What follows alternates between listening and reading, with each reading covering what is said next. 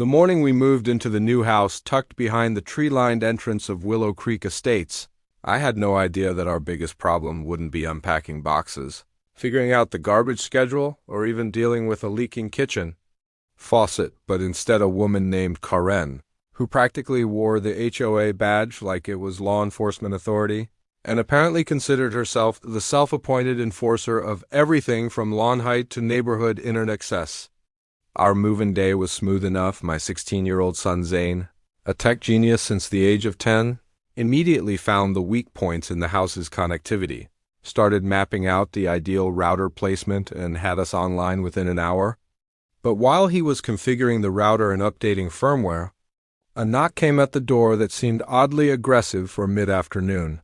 And there she stood, blonde bobbed hair, clipboard in hand, lips pursed with the sternness of ADMV manager, barking out her name with no greeting. Karen Myers, HOA.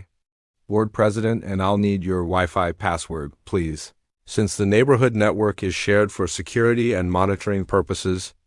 Confused, I told her we had our own private network set up and wouldn't be joining any shared network without reviewing the terms, at which point she crossed her arms, narrowed her eyes, and warned, "That's not how things work here." Which made me chuckle just enough to irritate her further, because what kind of neighborhood had mandatory Wi-Fi sharing without official documentation or cybersecurity protocols? Especially with my son being fully aware of just how dangerous unsecured networks could be. After Karen stormed off muttering about citations and rules, Zane looked at me and said, "Mom, she's got devices pinging our network. She's trying to latch on without access," and sure enough, his laptop displayed multiple MAC address attempts trying to brute force our password, so he beefed up the security, locked everything behind dual firewalls, and even installed an IP trap to trace where the attacks were coming from. It all pointed back to Karen's house. And while I was debating whether to report her for unauthorized digital intrusion, Zane took it a step further and rewrote her. Device attempts to a dummy network labeled FBI Field Surveillance, Willow Creek Branch, which he thought was hilarious. And I didn't stop him because at this point it felt like a harmless joke to spook someone clearly overstepping her bounds. The next morning, Karen returned with another demand, now insisting our router be relocated to her designated signal zone and that Zane be reprimanded for tampering with HOA infrastructure. And when I told her she had no authority to make such demands, she went nuclear, yelling loud enough for the neighbors to peek through blinds, accusing me of endangering community unity by isolating ourselves digitally and inviting suspicious activity with our unregistered network. And when I held my ground and told her flat out that we would not be sharing bandwidth with anyone, she threatened to fine us $500 a week until we complied. By that afternoon, she had placed a printed notice on our door citing a supposed HOA regulation that I could find nowhere in the paperwork. And Zane, curious, did a full crawl of the HOAS website, terms, and even source code, finding naught. Only that Karen was running a shadow admin portal tracking all resident Wi-Fi names and signal strengths, but also that she had installed a rogue extender on a utility pole aimed straight at our house, trying to boost her access reach. I called an emergency meeting with the board, but when I arrived, I found it was just Karen and two of her friends sipping wine, laughing, and brushing off my concerns as new resident paranoia. But I recorded everything, and Zane had already compiled a digital paper trail linking her to unauthorized signal snooping and a sketchy third-party data analytics app that appeared to collect metadata from local routers. When I informed them I had consulted a lawyer, Karen changed tactics and said she'd let it slide if we opened access to our guest network, an offer I declined with an equally polite but firm no, and that's when she made the biggest mistake of all, calling the cops on us, claiming Zane was hacking her devices and we were disrupting the peace with suspicious technology use. 2 officers showed up at our door, clearly skeptical but obligated to investigate, and Zane, calm as ever, showed them his logs. The spoof brute force attempts, the illegal extender device still pinging from her property, and even the rogue MAC addresses trying to hijack our signal.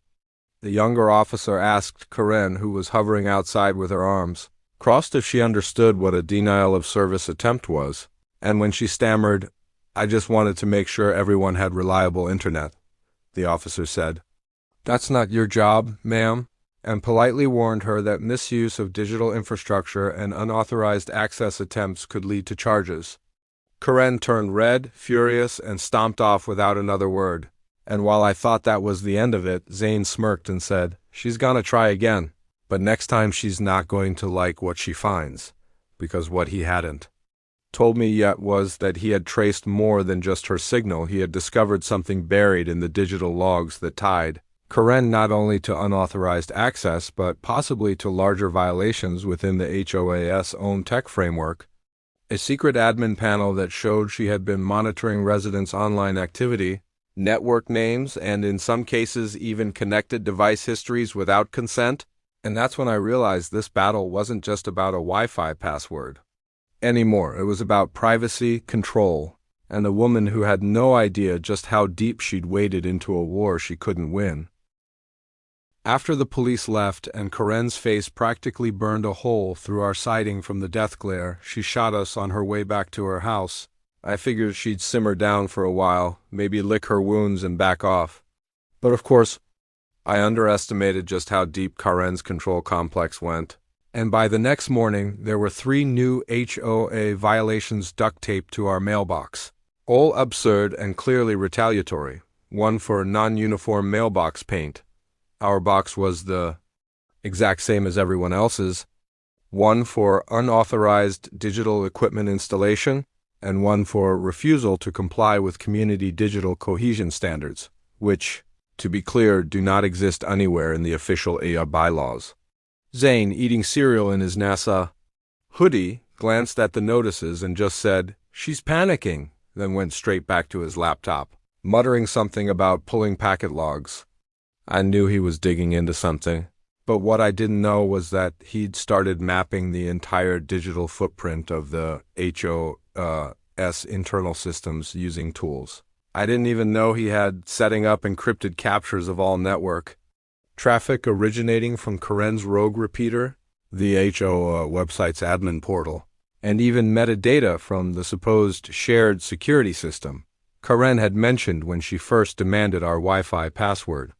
That night, while I tried to enjoy a glass of wine and decompress, Zane pulled me aside and showed me something wild, a secret login panel hidden in a back-end directory of the HOS web server, not accessible from any public page, but active, which led to what looked like a surveillance dashboard with resident names, IP addresses, network names, timestamps, and some even had partial device names logged. "She's been monitoring people," he said, serious now. "Not just you, like everyone," my stomach sank. Karen wasn't just nosy, she was running a full-scale digital surveillance program on the entire neighborhood, something nobody had agreed to or was even aware of. I told Zane to start archiving everything. We backed up the server data, the packet logs, and even screen recordings of the dashboards, just in case anything got wiped. I tried to bring the evidence to the rest of the HOA board, but Karen had locked me out of the meeting portal, claiming I was under violation review. So I did the next best thing. I filed an official complaint with the state's Housing Oversight Department and the Office of the Attorney General's Cybercrime Division, submitting all the proof Zane had gathered. Still, the real spark came when Zane set up a public mirror of the secret HO surveillance panel, hosted remotely and anonymously, and shared it with the neighbors in a simple flyer that read, "Ever wonder if Karen's watching? Here's your answer." Overnight, the neighborhood erupted. People were furious. Phones were ringing. Texts flew back and forth. Screenshots of the panel hit social media, and by morning, a local news station had already picked up the story under the headline, "Teen exposes HOA, President's illegal Wi-Fi surveillance network." Karen tried to downplay it at first, insisting it was for neighborhood safety, but no one bought it, especially when a neighbor named Linda found a log entry showing her personal iPad had been pinged and tracked.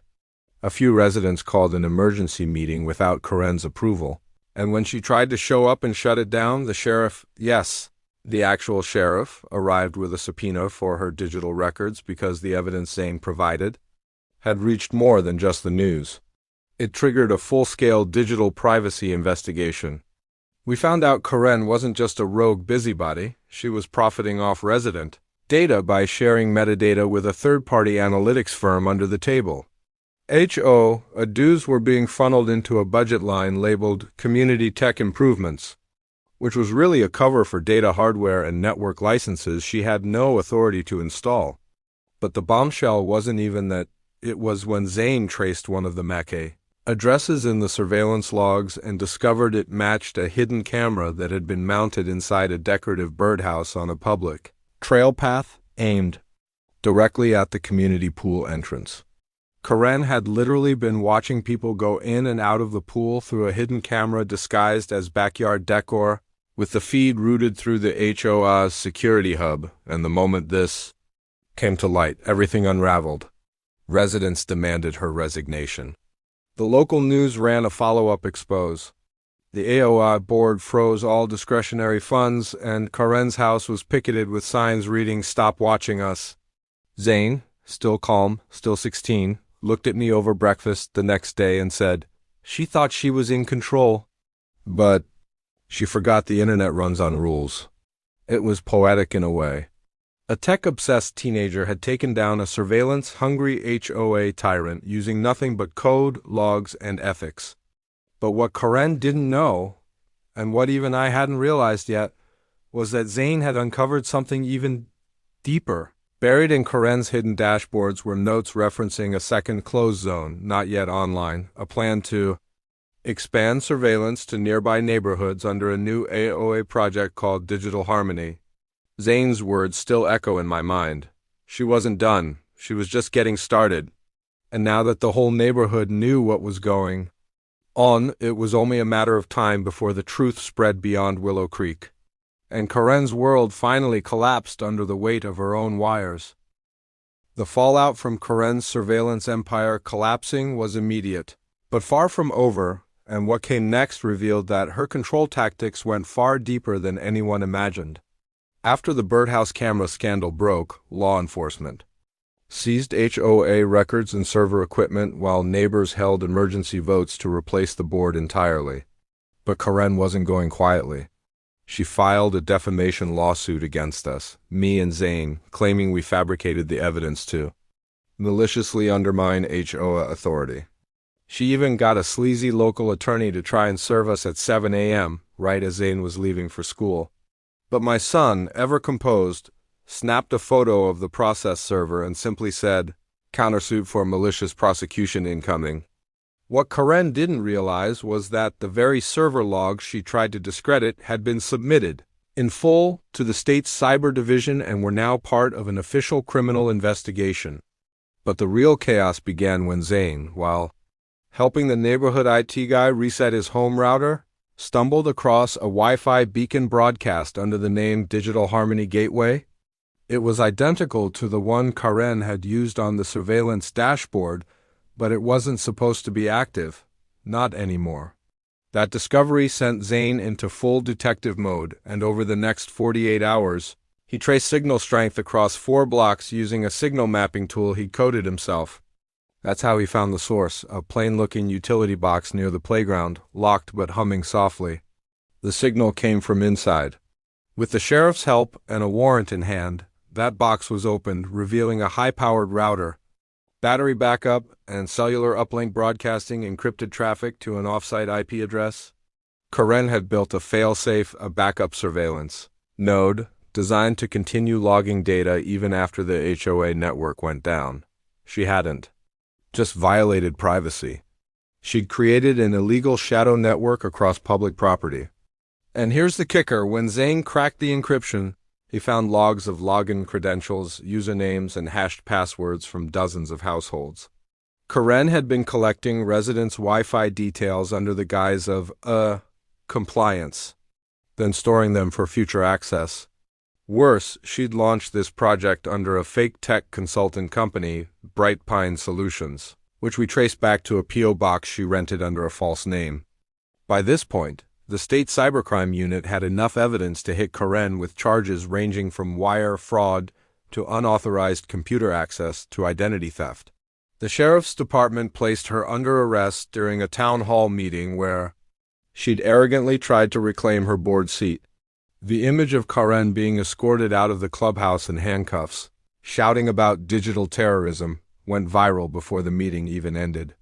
But even then, the damage wasn't fully undone. The community was still wired, literally. The infrastructure Karen installed was extensive hidden routers in utility sheds, discrete antennas embedded into lampposts, and even a repeater hidden beneath the HOA welcome sign. It took a coordinated effort between Zane, the sheriff's tech unit, and volunteer residents to map and dismantle the entire network. Zane wrote a full report detailing the Digital Harmony surveillance scheme and published it anonymously on a tech forum, where it caught the attention of cybersecurity professionals and privacy advocates. Journalists reached out. Tech blogs wrote features. A podcast even dubbed Zane the neighborhood Snowden. But despite all this, my son remained humble, his only comment being, "People deserve to know when they're being watched." As part of the cleanup effort, the newly elected HOA board voted unanimously to place a moratorium on all digital surveillance installations without 90% homeowner consent. They also created a neighborhood tech transparency committee with Zane as its honorary advisor. Karen's trial became a media circus, especially when her fake company's bank records showed that she had funneled over $60,000 in HOA funds into tech upgrades, most of which had no receipts or were paid in cash. Her defense tried to argue she was enhancing community safety, but the presence of private camera footage aimed into backyards, email logs showing her mocking residents in private chats, and her attempt to smear our family sealed her fate. She was convicted on multiple counts and sentenced to house arrest, banned from participating in any HOA for 10 years. The neighborhood, meanwhile, flourished, finally free from Karen's overreach. People began coming together more, trusting each other again. The pool reopened under fair policies, and Zane even set up a public, secure Wi-Fi node for guests, open, encrypted, and safe. One evening, as we sat on our porch watching families walk their dogs and kids ride bikes, I asked Zane what he was going to do next. He smiled and said, "I'm starting a new project, making sure no one else pulls this kind of thing again." That's when I realized this wasn't just a neighborhood story. It was the beginning of something bigger, a movement against digital abuse disguised as oversight, and a reminder that even in the smallest communities, there's power in one person standing up and saying, "Not on my network." And just like that, the HOA that once tried to bully us through signal and fear became the example of what happens when a tech-savvy teen turns the tables, one line of code at a time. After the neighborhood finally rid itself of Karen's grip, and the last remnants of her secret surveillance infrastructure were torn down, peace settled over the community like the quiet after a thunderstorm, calm but everyone still glancing over their shoulder, unsure if it was truly over. But Zane, ever vigilant, wasn't convinced that everything had come to light. Something about the backup surveillance node bugged him. The encryption protocol Karen used wasn't just complex, it was military grade. It suggested outside help, or at least knowledge beyond Karen's usual reach. Digging deeper into the Bright Pine Solutions fake tech company, Zane discovered a single recurring IP address, one that had communicated frequently with Karen's off-site server. Its physical location? A commercial co-working building 2 towns over, listed under a startup called Neurocast Solutions. It was supposedly a company offering AI-based neighborhood monitoring for HOAs, eerily similar to what Karen was doing. With help from the sheriff's cyber division, Zane traced ownership and uncovered the name of a former HOA consultant who had been disbarred from his previous role in another state due to privacy violations. Karen, as it turned out, had partnered with this man to implement a pilot program for predictive behavior tracking, marketed under the guise of enhancing safety through passive monitoring. She wasn't the mastermind, she was just a willing puppet. This changed everything. What began as a petty dispute over pool access had unearthed a larger scheme, a nationwide effort by private firms to insert unregulated surveillance into communities. Zane compiled a full dossier, timelines, server logs, financial links, and sent it to a national investigative journalism network. Within weeks, a news expose aired on primetime television titled The Eyes Next Door, featuring hidden surveillance programs in multiple suburban neighborhoods. Karen's HOA wasn't the first, and frighteningly, it wouldn't have been the last.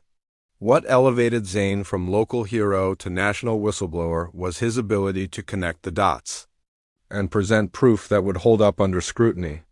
Meanwhile, Karen, now under house arrest and facing federal scrutiny, became a cautionary tale.